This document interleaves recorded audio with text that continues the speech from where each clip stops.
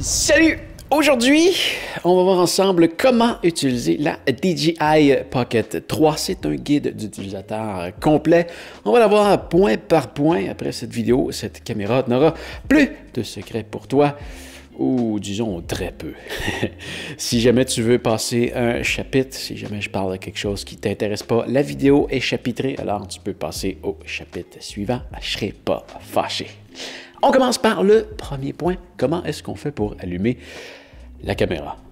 Il y a deux façons de le faire. Tu peux soit rotationner, parce que c'est un mot, peu importe, tu peux rotationner l'écran comme ça et ça va allumer ta caméra. Si tu la retournes comme ça, si tu n'appuies pas sur l'écran, tu as 2 secondes pour appuyer sur l'écran, sinon ta caméra se referme. Il y a une autre méthode pour allumer la caméra, ce qui consiste à appuyer sur le bouton d'enregistrement ici. Donc, tu fais qu'appuyer dessus un petit coup, ça allume la caméra. Par contre, là, tu vas voir ton image comme ça, incomplète sur l'écran. Tu peux toujours la rotationner pour la voir au complet. Tu peux aussi utiliser le bouton d'enregistrement pour éteindre ta caméra. Donc, si on le maintient, si tu appuies dessus, ça va démarrer un enregistrement, mais si tu le maintiens, je ne le vois pas ici, si tu le maintiens, voilà, ça éteint ta caméra. Et si tu réappuies dessus, là, tu n'as pas besoin de le maintenir pour l'allumer, tu fais juste appuyer dessus, voilà, ça allume ta caméra. Donc voilà, ça c'était pour les options d'alimentation. Le deuxième point, on va voir les modes qu'on a sur la caméra. Il y a plusieurs modes d'utilisation et voilà, on va aller sur la caméra juste ici et tiens, on va faire un petit zoom pour que tu puisses voir un peu mieux. Quand je parle des modes, c'est que tu vois ici en bas à gauche, il y a un petit, en ce moment c'est marqué slow, c'est parce que je suis en mode ralenti. Donc si j'appuie là-dessus, tu vois, on va pouvoir passer ici d'un mode à l'autre. Donc tu as un mode panorama, un mode, excuse-moi, le foyer n'était pas bon. Donc tu as un mode panorama, photo, vidéo, faible luminosité, ralenti et time-lapse. Donc, qu'est-ce que font chacun de ces modes-là? On commence avec le premier, le mode panorama. Ah ben lui, c'est quand même un des modes, disons, les moins intéressants parce que je trouve qu'il ne fait pas un super travail. Dans le fond, tout ce que tu as à faire, c'est de déposer ta caméra comme ça, appuyer sur le bouton d'enregistrement et ta caméra va prendre 9 photos dans des angles différents, comme tu peux voir. Et ben, ça va juxtaposer toutes ces images-là. Mais tu vois souvent des déformations et je trouve que ça ne donne pas un super résultat. Donc ça, c'est pour le premier mode. Ensuite, tu as le mode photo. Est-ce que j'ai réellement besoin d'expliquer c'est quoi? Tu appuies sur le bouton d'enregistrement ici. Ça prend une photo, tout simplement. Deuxième mode, le mode vidéo. Encore là, très simple. Tu appuies sur le bouton d'enregistrement. Ça démarre un enregistrement. Et tu appuies dessus. Ça arrête. C'est un mode vidéo qui est standard. Après ça, on tombe dans les modes un peu plus spéciaux. Donc, si on vient ici au suivant, tu as le mode faible luminosité. Bon, celui-là, c'est aussi un mode vidéo. Il n'y a rien de spécial à part qu'il est optimisé pour la faible luminosité. Et fais attention, le mode normal fonctionne très bien aussi en faible luminosité. C'est juste que le mode faible luminosité fonctionne encore mieux. Personnellement, je reste sur le mode normal en tout temps, mais si je m'en vais dans un milieu où est-ce que c'est réellement très, très sombre, là, je vais utiliser le mode faible luminosité parce que, oui, il fonctionne mieux. Mais voilà, donc ça, c'est pour le mode faible luminosité. Ensuite de ça, on s'en va en mode slow, donc ralenti, et celui-là va te permettre d'enregistrer jusqu'à... On va aller voir un petit peu ces paramètres-là un peu plus tard, mais il permet d'enregistrer jusqu'à 120 images par seconde en 4K ou jusqu'à 240 images par seconde en HD. Ce mode-là va enregistrer une vidéo à 30 images par seconde, mais il va la ralentir. Donc, il va, disons que là, tu t'enregistres en 4K, il va capturer 120 images par seconde et tes 120 images, il va les mettre sur 4 secondes de vidéo à 30 images par seconde sans son. Ça te permet de faire des trucs comme tu vois à l'écran en ce moment. Et là, ben, tu vois, on compare justement le HD et le 4K. Comme tu peux voir, la qualité d'image sur la vidéo en 4K est nettement supérieure, mais moins au ralenti. Donc, voilà, ça c'est le mode slow, le mode ralenti. Ensuite de ça, on va tomber ici au mode time-lapse. Et bon, ici, dans le mode time-lapse, il y a 3 modes. Et on peut les voir en glissant notre doigt vers le haut ici. Tu as le mode Hyperlapse, tu as le mode Timelapse et tu as le mode Motion Lapse. Donc, une fois que tu l'as sélectionné, tu vois, si je sors dans Hyperlapse, tu vois maintenant quand je viens le sélectionner ici, il dit Hyperlapse. Puis si je sors en mode Motion Lapse, quand je reviens le sélectionner ici, il dit Motion Lapse. 3 modes différents, c'est tous des modes d'accélération. Donc, on vient de voir le mode de ralenti. Là, c'est des modes d'accélération. Le hyperlapse, c'est une vidéo en accéléré en déplacement. Donc, généralement, tu essaies de te déplacer vers l'avant. Tu pourrais aussi le faire vers l'arrière. Tu pourrais aussi le faire vers le côté, mais c'est plus régulier, disons, vers l'avant. Et ça va te donner un effet comme celui-là, où est-ce que je marchais là, sur la rue principale dans ma ville. Et ben, tu vois, on se déplace rapidement. Ça fait une stabilisation de ton déplacement. Ça fait un effet d'accélérer en déplacement stable. Ensuite de ça, il y a le mode time-lapse, et ça, c'est un mode d'accélération encore, mais qui va se faire sur un environnement stable. Donc, tu déposes ta caméra ici, ça ne bouge pas, et là, voilà, on va accélérer, on va prendre, disons, une image aux 2 secondes, aux 5 secondes, aux 10 secondes, c'est comme tu veux. Et ben, ensuite de ça, ça va faire une vidéo à 30 images par seconde qui va être accélérée. Et finalement, il y a le mode Motion Lapse qui est exactement la même chose qu'un Time Lapse. C'est juste que là, il va y avoir un déplacement qui va se faire comme ça avec le gimbal. Et attention, le mot en français pour le gimbal, c'est la nacelle. La nacelle, c'est le terme officiel employé dans la caméra. Donc, ça va faire un déplacement de la nacelle. Comme ça, dans ton mouvement, ça donne quelque chose comme tu vois en ce moment. Donc, tu peux voir, c'est exactement la même chose qu'un time-lapse, mais il y a un mouvement. Ensuite de ça, bon, on va retourner. Non, pas ici. On va retourner en mode vidéo. Parce que là, on va parler justement de la fameuse nacelle. Là, présentement, je suis en mode... Ouais, on va changer ça. OK, je te montre. Il y a 3 modes de nacelle. Donc, si je m'en viens ici, je glisse mon doigt à partir de l'écran ici, à partir du haut, je glisse mon doigt et tu vois ici, les paramètres de la nacelle sont ici. Donc, si je sélectionne « Suivre », ce que ça fait, c'est le mode par défaut. C'est probablement celui que tu vas utiliser le plus souvent. Donc, ce que ça fait dans ce mode-là, c'est que si jamais tu pointes vers la gauche, ben, tu vois, ça va suivre vers la gauche. Même chose vers la droite. Si tu pointes vers le haut, ça va suivre vers le haut. Si tu veux filmer par terre, ben, tu vois, ça suit, ça va filmer par terre. Par contre, ça va toujours faire une correction du niveau. Donc là, peu importe comment est-ce que tu bouges ta caméra, le niveau va toujours rester bon. Il y a un petit truc que tu peux faire, en fait, il y a plusieurs trucs que tu peux faire avec le joystick ici. Si tu le déplaces comme ça, tu peux pointer à gauche, à droite, en bas, en haut. Tu peux faire tout ce que tu veux avec ça. Si jamais tu es rendu croche comme ça, tu peux double-cliquer sur le joystick, et ça vient recentrer la nacelle. Et si tu veux la retourner vers toi, tu peux soit y aller avec le joystick et faire le tour qui risque de prendre un certain temps, ou tu peux triple taper, et voilà, ça retourne vers toi. Si tu veux le refaire encore, ça retourne vers moi. Mais il y a une autre chose que tu peux faire. Si tu maintiens le joystick, comme ça va te permettre de garder l'horizon que tu pointes. Tu vois peut-être mal comme ça. Tu vois, si je te pointe toi, je pointe par terre, ça pointe par terre. Mais si avant de pointer par terre, je maintiens le joystick, je le maintiens, ça reste pointé vers toi tout le temps.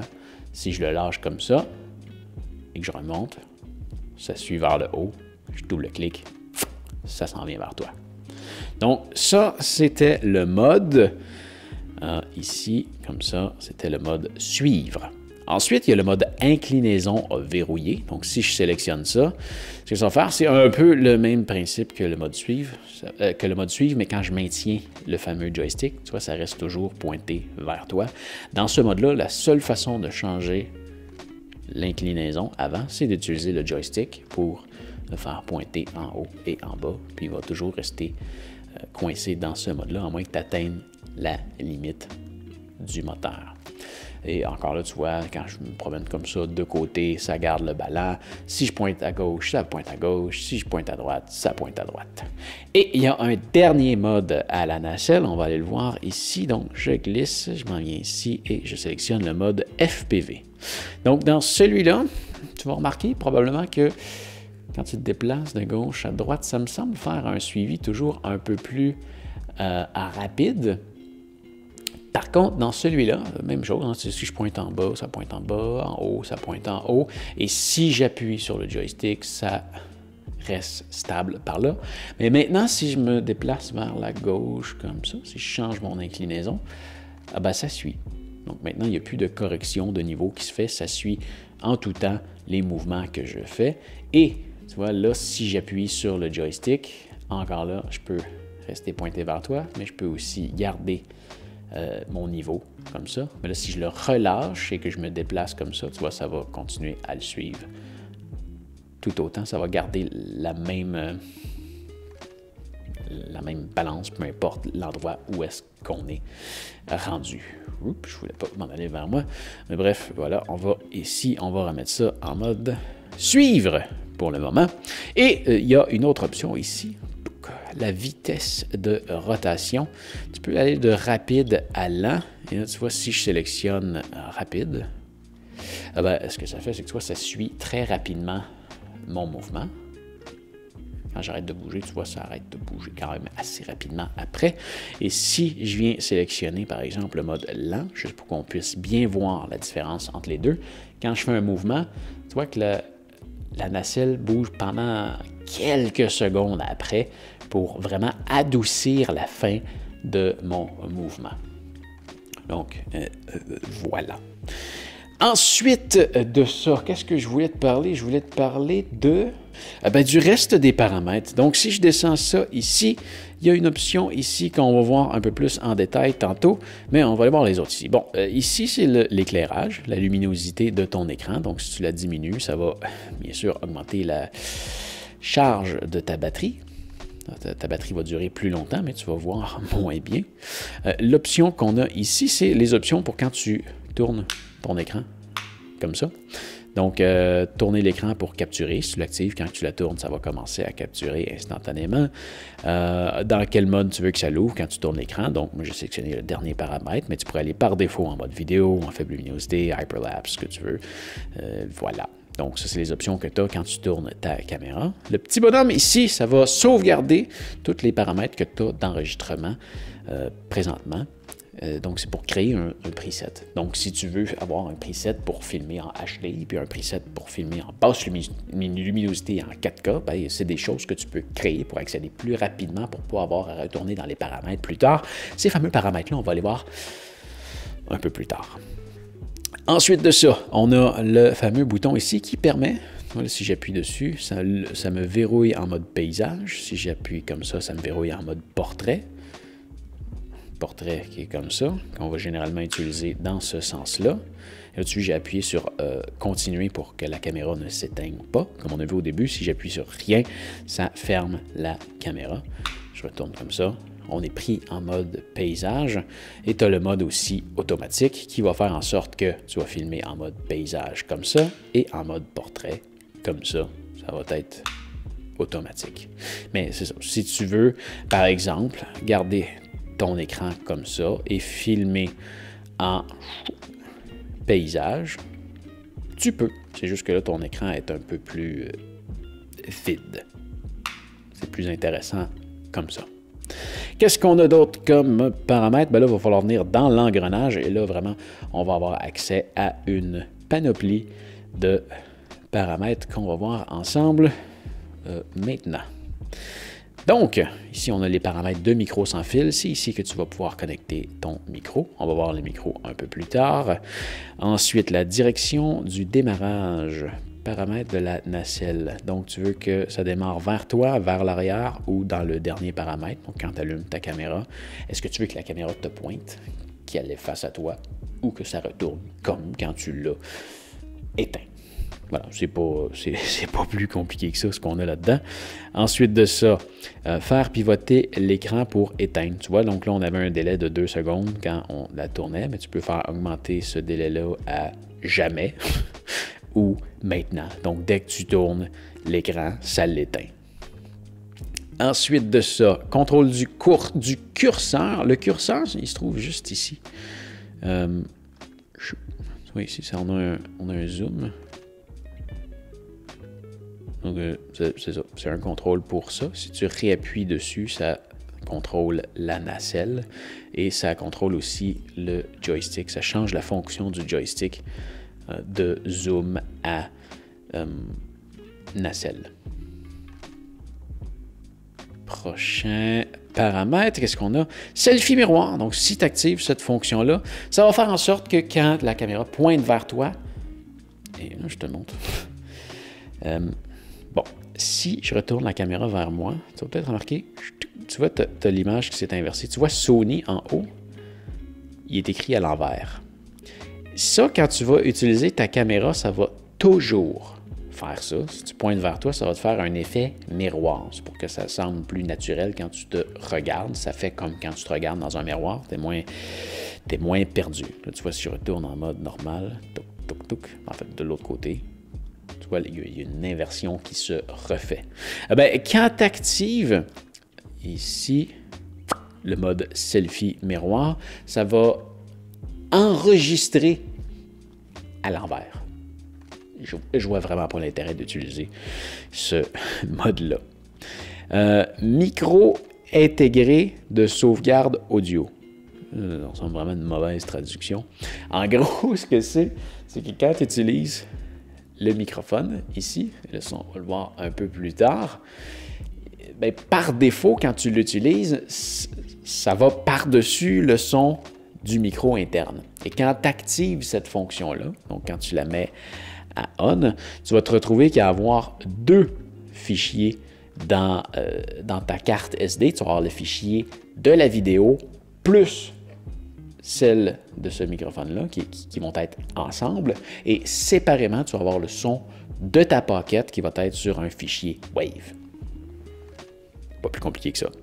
Connexion OTG. OTG pour On The Go. C'est un type de connexion qui se fait sur des appareils mobiles. J'ai jamais utilisé ça, je ne peux pas t'en dire plus. Connexion sans fil, c'est les paramètres pour le connecter à ton téléphone avec l'application Mimo. Le mode portable, donc c'est un mode pour que la caméra soit sur toi. J'ai jamais utilisé ça. L'étalonnage de la nacelle, donc si jamais tu as quelque chose de croche avec ta nacelle, tu peux déposer ta caméra par terre et démarrer un étalonnage pour la recalibrer.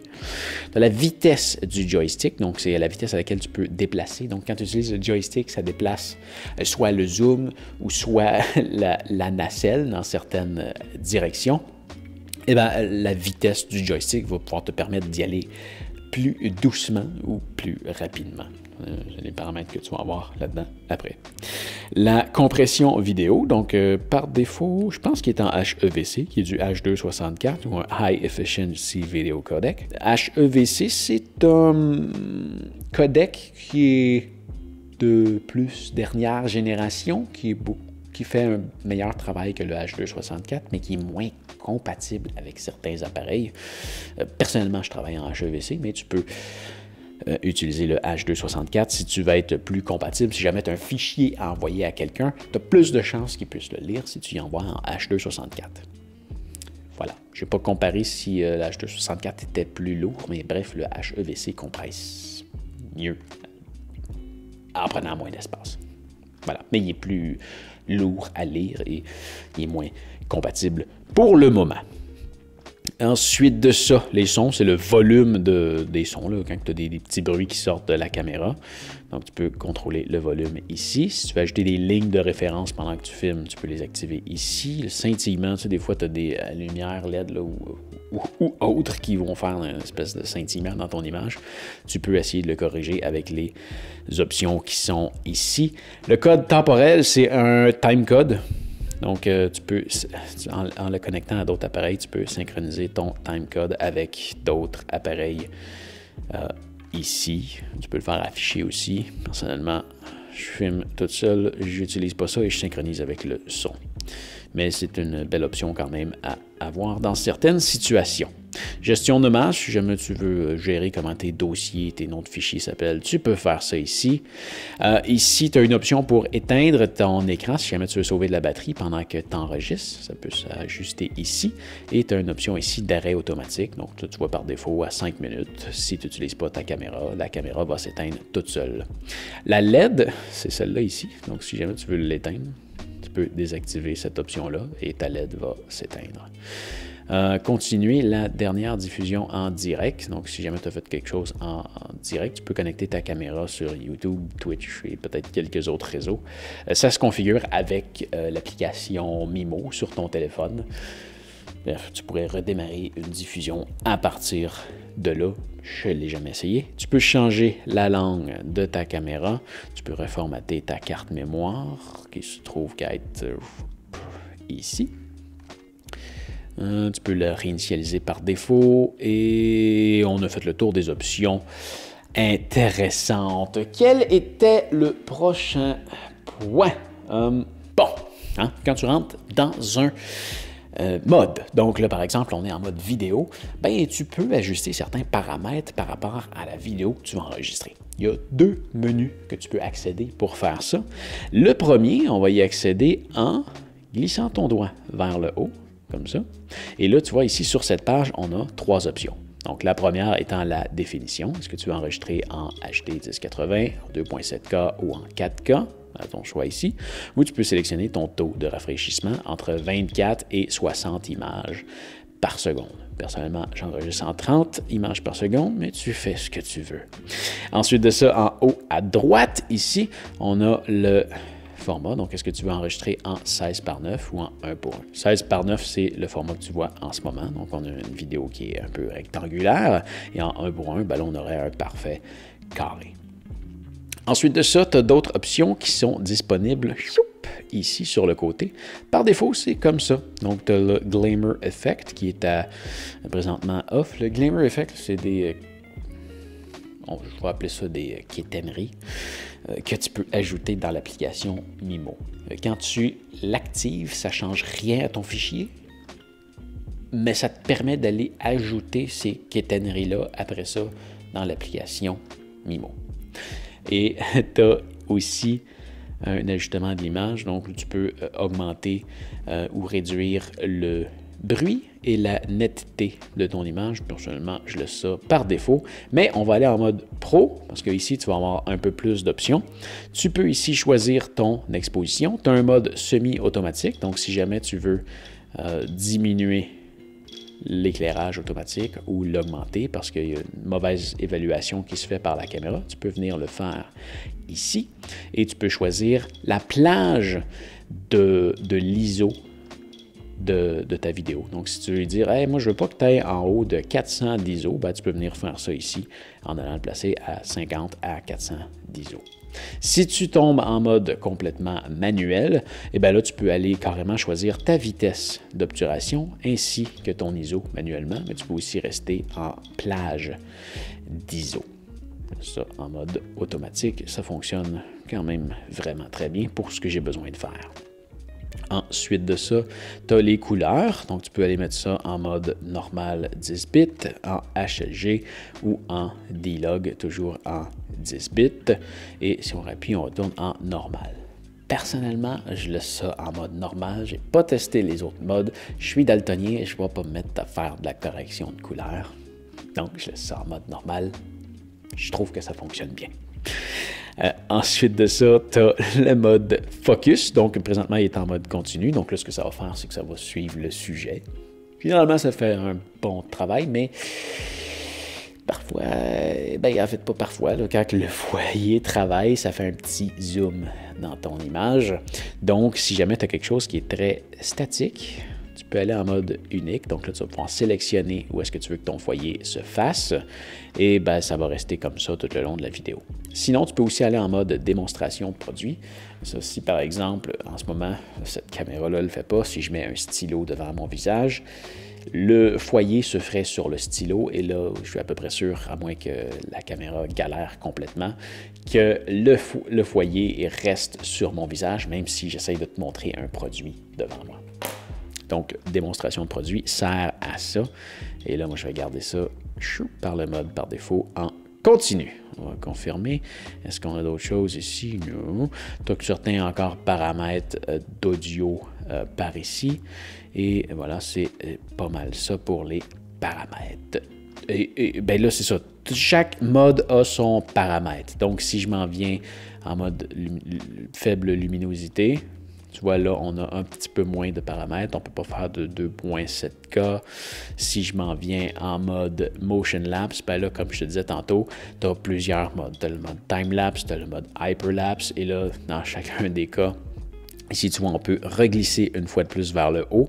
Et là, on peut sélectionner les intervalles à laquelle on veut enregistrer les images. On peut aller, tu vois, jusqu'à une image par seconde. Et ce qui est bien fait ici, c'est qu'elle va nous dire, bon, si je prends une image aux 60 secondes et que j'enregistre pendant 10 minutes, ben, je vais avoir une vidéo qui va durer 0 secondes. Donc, si je vais, par exemple, à 2 secondes, c'est un mode que j'utilise souvent, une image aux 2 secondes pendant 10 minutes, j'ai une vidéo de 10 minutes. Si j'en prends une à chaque seconde, j'ai une vidéo de 20 secondes.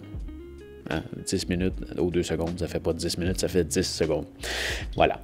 Et bon, tu peux sélectionner pendant combien de temps est-ce que tu veux l'enregistrer. En mode time-lapse, je mettrais ça en mode infini jusqu'à temps que je finisse de l'enregistrer. Mais si jamais tu vas en mode motion lapse, ben là, celui-là va enregistrer d'un point à l'autre. Donc là, tu n'as pas le choix. Si j'ai en mode personnalisé, tu vas pouvoir sélectionner. Il est vraiment le fun, ce mode-là. Dans ce mode-là, tu vois ici, là, il y a 2 points qui sont déjà enregistrés. Je vais les effacer. Donc là, si je dis je veux que ça commence là, je clique ici pour l'enregistrer. Tu vois, ça vient de l'enregistrer en haut. Je m'en viens sur mon deuxième point. Comme ça, disons, on va le mettre là. Je clique là. Tu vas voir, ça va mettre du bleu sur le 2. Comme ça, les deux sont enregistrés. Je peux appuyer sur Play. Ouais. Là, c'est parce que je le tiens dans mes mains. Comme ça. Tu vois, là, si j'appuie sur Play, ça va me refaire le fameux mouvement pour me démontrer qu'est-ce qu'il va faire comme mouvement. Puis là, après ça, je peux le démarrer. Puis là, ben, ça va partir du point A jusqu'au point B dans le temps que je lui demande de le faire. Donc, je retourne ici. Je vais juste retravailler mon foyer. Comme ça, OK. Donc, c'est ça ici. Motion lapse, mouvement personnalisé. Là, je dois vraiment lui dire, bon, je veux que tu fasses mon mouvement. Ah, tiens, fais-les en... Tu peux aller jusqu'à 5 heures. Donc là, il va se déplacer entre les 2 points en 5 heures. Si je demande d'en prendre une autre 2 secondes, il me dit ça va faire une vidéo de 5 minutes. Donc là, je peux me dire, c'est peut-être un peu trop. Hein? Prends-moi une image aux 15 secondes, on va avoir une vidéo de 40 secondes. Bref, tu peux t'amuser avec ça. Et dans ce mode-là, ici, tu peux, même si tu t'en viens, excuse-moi, si tu t'en viens ici, tu peux enregistrer en format vidéo. Tu peux l'enregistrer en vidéo plus JPEG ou vidéo plus RAW. Donc, si tu veux garder, si tu veux avoir ta vidéo tout simplement qui s'enregistre, mais tu vas avoir l'option de peaufiner ton time-lapse, mais tu peux avoir l'option d'avoir les photos carrément qui sont enregistrées et là, aller retravailler les photos dans d'autres logiciels et refaire ça en vidéo dans un logiciel de montage. Ça peut valoir la peine si tu t'appliques à faire quelque chose de plus sérieux. Donc, voilà. C'est des options qui s'offrent à toi. Et c'est ça, tu as des options comme ça dans chacun des modes. C'est à toi d'aller vérifier si tu glisses ton doigt vers le haut, qu'est-ce que tu as comme option, et si tu glisses ton doigt vers la gauche, qu'est-ce que tu as comme option. Donc, là, vraiment, à toi de voir. Ensuite de ça, je voulais parler de... on va parler de... tracking. de suivi. Bref, peu importe, quand tu glisses ton doigt ici comme ça, tu vois, tu as un petit visage ici. C'est une option que tu peux activer. Fais FT pour Face Tracking. Donc là, il est activé. Et ça, ce que ça va faire, c'est que quand tu vas retourner la caméra vers toi, donc là, comme là, si j'appuie 3 fois sur le joystick, 1, 2, 3, tu vois, ça se retourne vers moi et tu vois, il y a une détection de visage qui vient d'être faite. Donc là, si je déplace mon visage comme ça, tu vois que là, je vais juste te déplacer ici. Ah, c'est assez proche. La vois-tu? Regarde, je la mets ici. Je déplace comme ça. Tu vois, ça me suit. Ça me suit tout le temps. Donc, ça, c'est la détection de visage qui est quand même assez intéressante. Tu peux double taper sur un visage pour le suivre ou pour arrêter de le suivre. Si c'est jamais ça arrête de suivre, tu peux double taper comme ça, puis comme tu vois, ça se remet à suivre. Tu as d'autres modes de suivi qui là sont un petit peu plus difficiles à démontrer comme ça. Mais tu vois ici, celui-là, il te permet de, tu vois, avec le joystick, tu peux aller sélectionner la région que tu veux suivre. Si je sélectionne mon visage, ça fait la même chose. Ça suit mon visage. Mais si je sélectionne, disons, je me mets ici, puis que je sélectionne un crayon, tu vois, ça suit le crayon. Peut-être pris un petit objet qui peut être un peu plus difficile à suivre. Mais bref, c'est ce que ça fait. Ensuite de ça, le dernier mode ici, c'est le spin shot. Et celui-là, à quoi il sert? C'est que si jamais tu le déposes comme ça par terre, là que je prends le 180, ça va s'en aller comme ça va pointer dans cette direction-là. Et quand j'appuie sur le joystick, ça va rotationner, si c'est un mot, la nacelle. Et tu n'es pas obligé de pointer vers le haut aussi. Là, tu peux pointer comme ça en avant et quand tu réappuies dessus, comme tu vois, ça renverse ton image. Tu peux aussi aller en mode 90 degrés. Vraiment, c'est toi qui choisis. Donc ça, c'était la détection ou le tracking d'objets ou de visage. Oups, je vais retourner en mode détection faciale. C'est comme ça que je le laisse par défaut. Voilà. Ah, j'ai quasiment oublié. Quand tu glisses ton doigt vers la droite, tu as accès à ta librairie. Donc, tu peux voir la dernière vidéo que tu as enregistrée. Si tu appuies sur le bouton en haut à gauche ici, ben là, tu as accès à toutes les vidéos que tu as enregistrées. Tu peux aller les revisionner ici. Voilà. Ensuite de ça, prochaine chose à voir. On va parler de transfert de fichiers. Tu as 3 méthodes pour le faire. Soit que tu éteins ta caméra et que tu retires la carte SD de ta caméra pour aller la mettre dans ton ordinateur, mais c'est pas facile à faire. Normalement, c'est ma méthode favorite pour transférer les fichiers d'une caméra. Mais là, ça te prend des longs ongles et c'est quelque chose que j'ai pas. Donc, tu peux utiliser la connexion USB qui est en dessous de ta caméra et la brancher à ton ordinateur. Tu peux aussi utiliser les accessoires que tu peux brancher en dessous et utiliser leur connecteur USB. Ça fait pareil. Et ça va super vite. Donc, c'est pas un problème. La connexion est très rapide. Donc, c'est la méthode que j'utilise. Mais si tu veux transférer les fichiers vers ton ordinateur, vers ton téléphone, ben là, tu peux utiliser l'application Mimo sur ton téléphone. Les deux se connectent très facilement ensemble. Je te montre comment faire avec la vidéo en haut à droite, plus en détail. Mais bref, c'est une autre façon de transférer tes fichiers. Donc, tu peux les envoyer facilement vers ton ordinateur ou ton téléphone. Ensuite de ça, si tu la connectes à ton ordinateur, et là, je vais te recommander d'utiliser le trépied. On va voir un peu plus tard. Ben là, tu peux utiliser ta caméra aussi comme webcam. Donc, quand tu la branches, tu as 3 secondes pour sélectionner si tu la veux comme webcam ou comme mode de transfert. Si tu sélectionnes rien, ça va sélectionner la dernière option que tu avais de disponible. Donc, quand tu la connectes et que tu sélectionnes webcam, ben là, tu peux aller dans un logiciel que tu pourrais avoir besoin d'une caméra et sélectionner la Pocket 3 comme caméra et tu peux l'utiliser comme webcam. Ça fonctionne seulement en HD. Tu choisis entre 30 ou 60 images par seconde ou 24 et 50. 25 et 50. Bref, voilà, tu as moins d'options, mais tu peux l'utiliser comme webcam, puis ça peut suivre ton visage pendant que tu l'utilises en mode webcam. Ensuite de ça, les accessoires. Non, tiens, commençons avec le microphone. C'est un accessoire très facile à utiliser. Quand ta caméra est allumée, tout ce que tu as à faire, c'est d'allumer ton microphone. Et le microphone, tu vois, regarde, je vais allumer la caméra. Comme ça. Donc là, elle est allumée.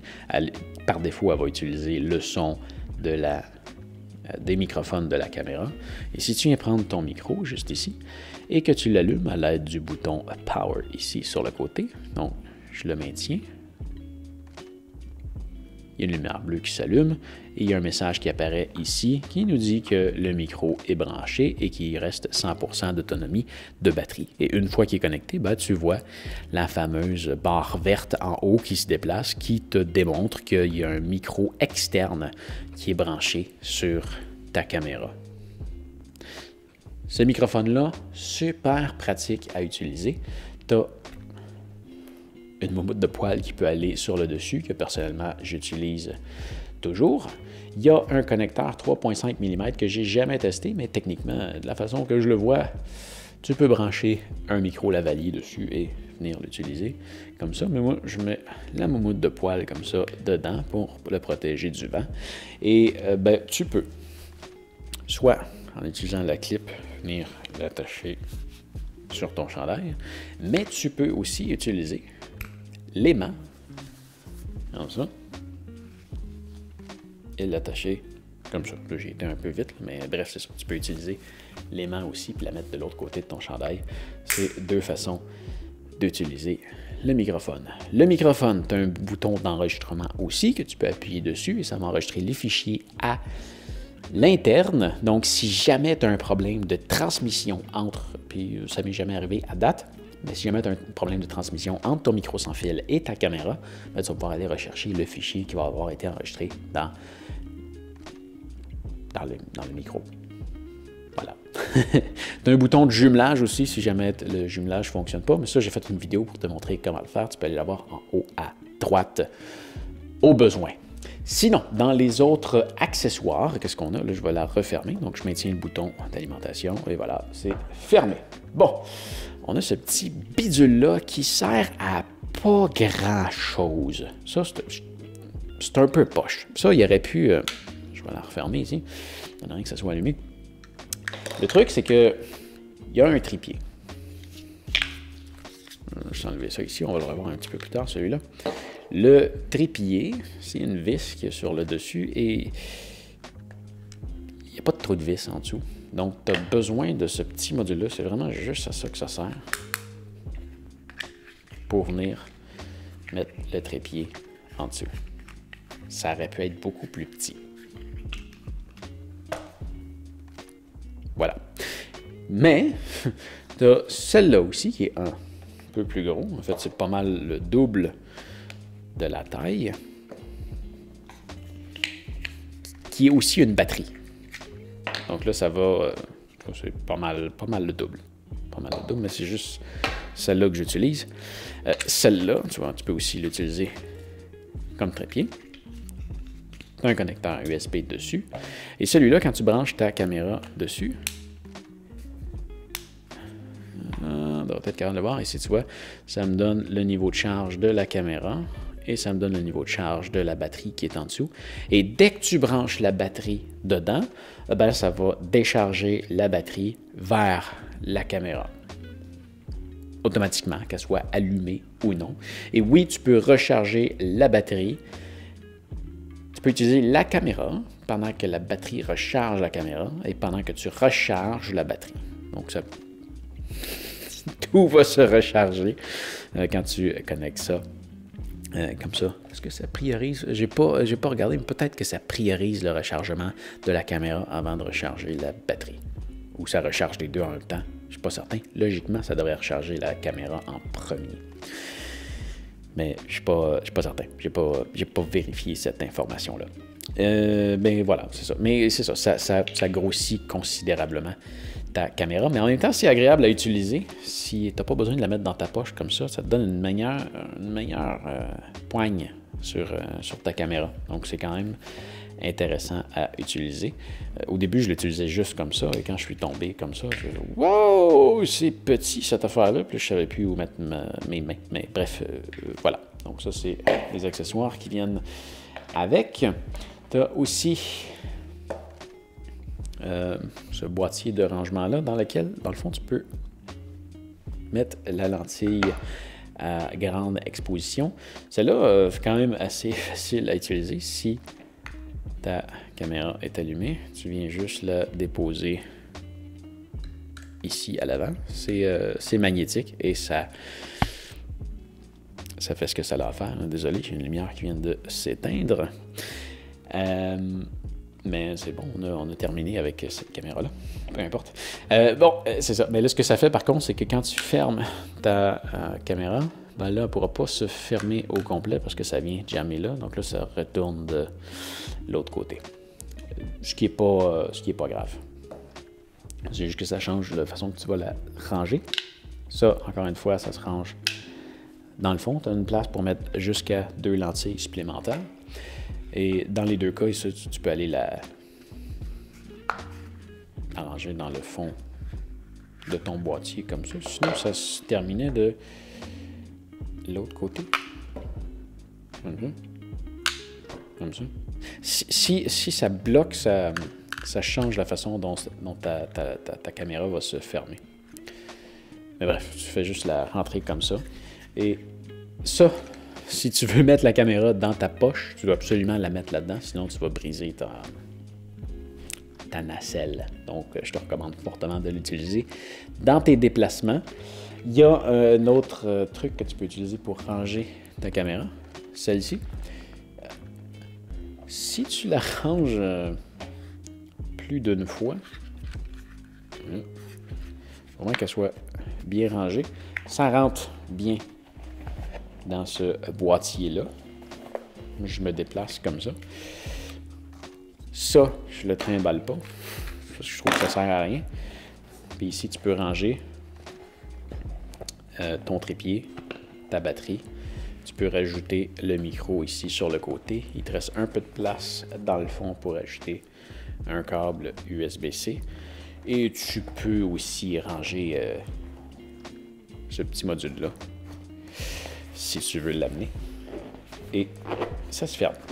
Mais je te dis, si tu le fais pour la première fois, là, tu vas avoir de la difficulté à le fermer, comme j'en ai un petit peu en ce moment. Mais réellement, cette petite affaire-là que j'utilise pas, je pense que ça l'aide que je ne la mette pas dedans.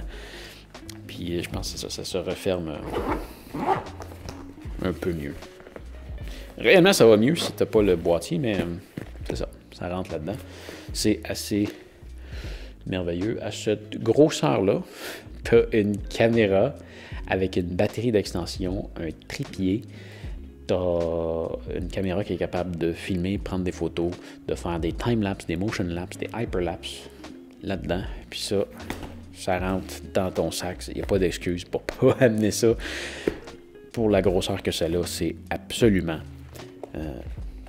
génial. Donc voilà, c'était ton guide d'utilisation de la DJI Pocket 3. J'espère que cette vidéo va t'avoir aidé. Si jamais tu as des questions, n'hésite pas à m'écrire dans les commentaires. Ça va me faire plaisir de te répondre. Je vais peut-être même faire une vidéo juste pour toi. Alors voilà, j'espère que ça va t'avoir aidé. Fais attention à toi et on se revoit dans une prochaine vidéo. Salut!